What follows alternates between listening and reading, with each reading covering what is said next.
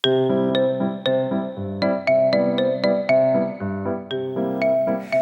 语文千万字，大家要跟大家做伙来拜一日。今仔日要甲大家小解这一日，咱做伙来看到这读做羊第5条。西方的、外国的，咱讲羊；像外国生产的酒，咱讲羊酒。另外，外国粉有人讲是羊粉，进口纸有人讲是羊纸。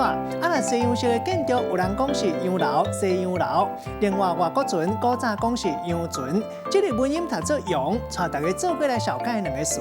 头一个读做洋楼，代表讲是楼仔厝、洋馆，或者是一切西洋式的建筑，咱拢讲是洋楼。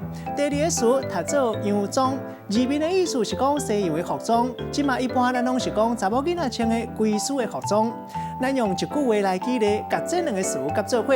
比如讲，听古早歌会当学台语，亲像饲蚵仔嫂唱到别人的阿君仔住西洋楼，安平对上曲唱到新穿花红当洋装，唱到歌曲画面敢若浮现在眼前。今仔日小解这一日读做羊，这是读白音；另外文音读做羊，提供予大家参考。